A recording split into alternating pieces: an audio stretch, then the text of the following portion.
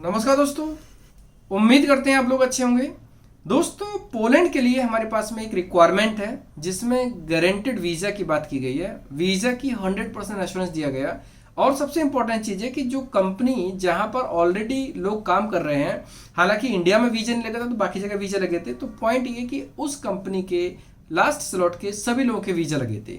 Requirement हमने पहले upload की है, ऑलरेडी हमने इसके ऊपर वीडियो बनाया था पहले।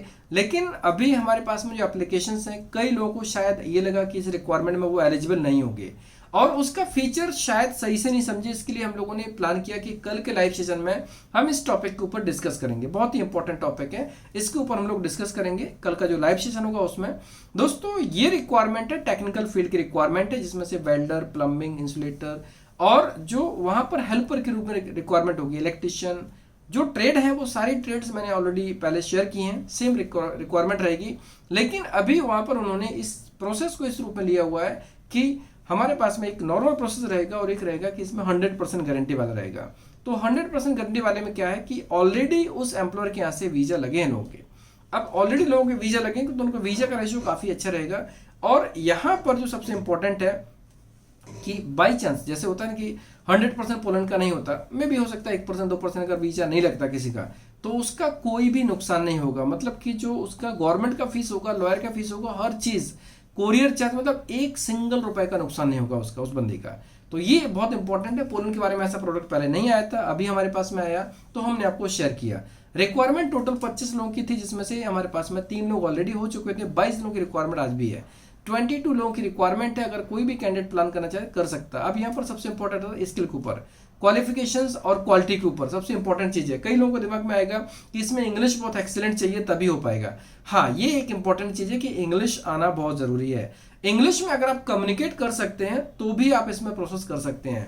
इंग्लिश में हमें आपको इंग्लिशमैन की तरह इंग्लिश नहीं चाहिए। आप अपनी बात को रख सकते हैं, समझा सकते हैं, बात कर सकते हैं, एक्सप्लेन कर सकते हैं, तो फिर ये रिक्वायरमेंट आपके काम की है। प्लस आपको टेक्निकल एक्सपीरियंस होना बहुत जरूरी है। अगर नहीं है तो भी आप इसमें अप्लाई कर सकते हैं फ्रेशर के रूप में।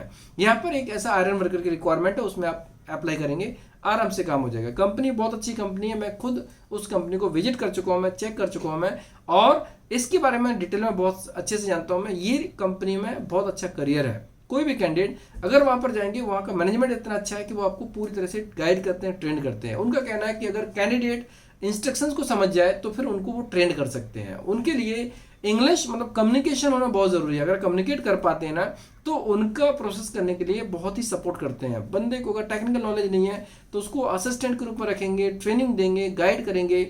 मतलब ट्रेनिंग एडिशनल ट्रेनिंग नहीं होती है, अलग से कोई ट्रेनिंग नहीं होती, वर्किंग ट्रेनिंग होती है। जैसे मान लीजिए अगर कोई बंदा इलेक्ट्रिशियन में जाना चाहता है तो इलेक्ट्रिशियन ट्रेड का बंदा इलेक्ट्रिशियन में काम करेगा। लेकिन कोई बंदा फ्रेशर होगा, उसको उस फील्ड का नॉलेज नहीं है, तो वो इलेक्ट्रिशियन के साथ में काम करेगा और कंपनी उसको सपोर्ट करेगी। जब तक कि वो ट्रेंड नहीं हो जाता तब तक वो एज अ हेल्पर के रूप में काम करेगा। यहाँ पर सैलरी वगैरह रहेगी, सैलरी काफी अच्छी है। सैलरी का रेंज जो रहेगा 22 ज़िलोटी से लेकर 35 ज़िलोटी के बीच में, इंटरव्यू के ऊपर डिपेंड करता है। इंटरव्यू क्वालिफाई किया तो आपका उस हिसाब से सिलेक्शन हो जाएगा। और इसमें सबसे इंपॉर्टेंट है कि हमें एवरेज इंग्लिश भी चल सकती है। मतलब कि आप अपना मैसेज अगर क्लाइंट को दे सकते हो, आप अपनी बात समझा सकते हो। सिर्फ समझना जरूरी नहीं है कि आप उन्होंने क्या कहा वो आपको समझ में आ गया। आप अगर अपनी बात को समझा सकते हो तो भी क्लाइंट आपको सिलेक्ट कर लेगा। लेकिन पॉइंट क्या है, इंग्लिश में कम्युनिकेशन फ्लो होना चाहिए, ब्रेक और टू फुट इंग्लिश नहीं चाहिए।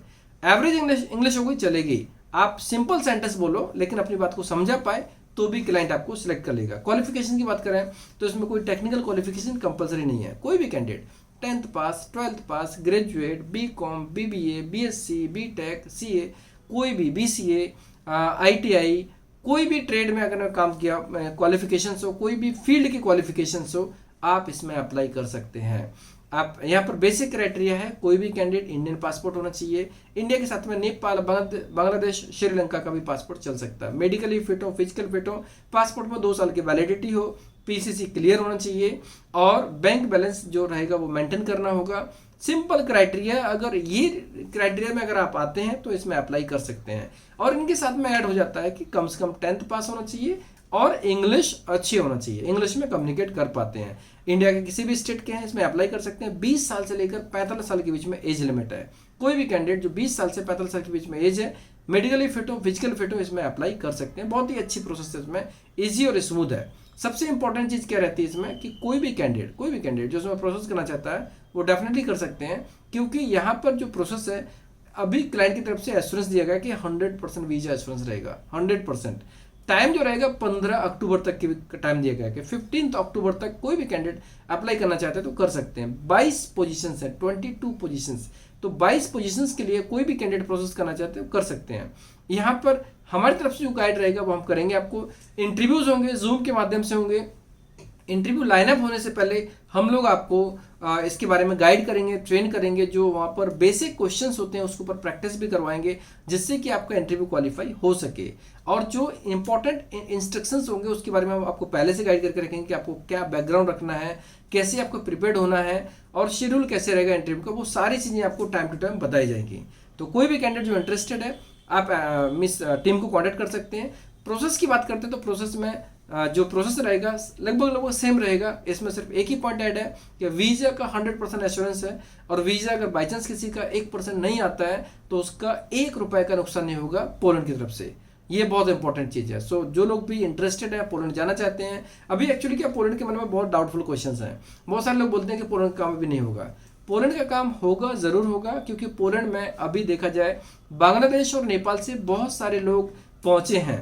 बांग्लादेश और नेपाल के लोग पोलैंड पहुंचे हैं, सब में उनका वीजा लगा हुआ है, और वहां पर पिछले साल में कई लोग गए हैं। हमारे देश के लोग नहीं गए हैं, लेकिन बाकी देश के लोग गए हुए हैं। तो ये मान लीजिए कि हमारे यहाँ पर जो सिस्टम खराब हुआ था उसी की प्रॉब्लम थी, अदरवाइज पोलैंड के काम में ज़्यादा कुछ डिफिकल्टी नहीं थी। बहुत सारी थी वो इम्प्रूव हो चुकी हैं। जो मैंने वीडियो बनाया था उस वीडियो में इस चीज़ को अनाउंसमेंट किया था कि अभी सिस्टम काफ़ी इम्प्रूव हो चुका है। वहाँ की गवर्नमेंट ने, वहाँ की कंपनीज के बारे में, एम्प्लॉयर के ऊपर, कंपनी एजेंसी के ऊपर, इन सब के ऊपर जो नियम बनाए हैं वो काफ़ी इंपॉर्टेंट है, काफ़ी प्रभावशाली हैं। उसका रिजल्ट देखने को मिल रहा है। अभी जो डॉक्यूमेंट्स आएंगे वो डिजिटल वाले होंगे, वेरीफाइड इजीली हो जाएंगे, और उनके ऊपर कोई सवाल नहीं होगा, कोई क्वायरीज नहीं होगी। रिजल्ट बहुत अच्छा आएगा, 100% रिजल्ट आने की पूरी संभावना है। इसलिए जो लोग भी 100% रिजल्ट चाहते हैं वो लोग इस प्रोफाइल में अप्लाई कर सकते हैं। एक बार ये चेक करें कि कम्युनिकेशन वाइज कैसे हैं, सिर्फ यही एक इंपॉर्टेंट पॉइंट है, बाकी सब बहुत सिंपल है। और अगर आप कम्युनिकेट कर पाते तो हम लोग आपको गाइड करके उतना ट्रेंड कर ही देंगे कि आप इंटरव्यू क्वालिफाई कर पाए। सैलरी की बात करते हैं तो सैलरी 22 ज़ेलोटी से स्टार्ट होती है और 35 ज़ेलोटी तक जाती है। 22 ज़ेलोटी का मतलब ये मान लीजिए कि लगभग बेसिक सैलरी थोड़ी बहुत ओटी मिला के लाख रुपए से ऊपर आराम से कमाएंगे।